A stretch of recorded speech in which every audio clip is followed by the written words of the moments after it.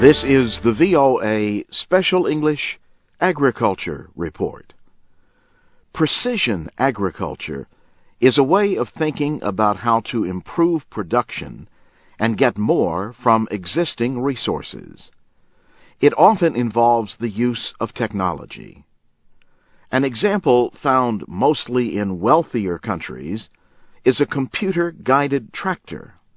The computer does most of the driving. It uses signals from satellites in the Global Positioning System. GPS technology helps the tractor cut rows in straight lines and put the right amount of fertilizer in the right place. Jimmy Messick is a farmer in Northern Virginia, not far from Washington. He says the GPS guidance system makes it easy to come back later and plant the seed in his fields of maize or corn. Because the tractor is pulling a planter also has the same all the guidance system in it as the tractor who had applied the fertilizer and did this tillage. It will come back and put the seed right on top of these marks. Because of the GPS guidance, Mr. Messick now pays half what he once did for fertilizer. Bruce Erickson is an agronomist at Purdue University in Indiana.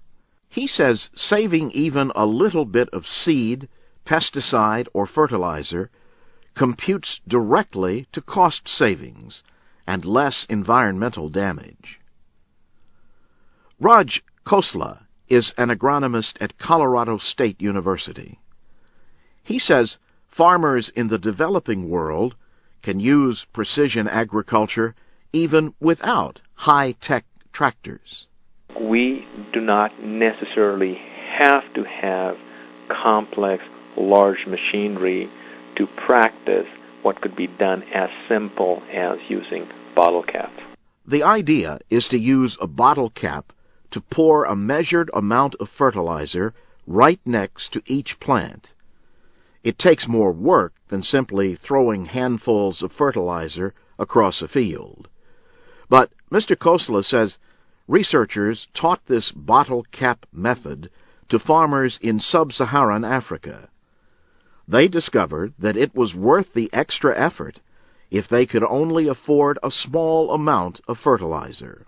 There was a huge difference, more than double, in terms of productivity. Of course, new technology is not always so cheap. But Mr. Khosla says farmers could form a cooperative or combine their resources to pay for new equipment. He and other researchers worked with the farmer in India to precision level his irrigated wheat fields. That kept the fields from developing wet and dry areas that reduced productivity. The farmer also added better fertilizers and insect control. As a result, he was able to grow almost 3 times as much wheat on the same amount of land.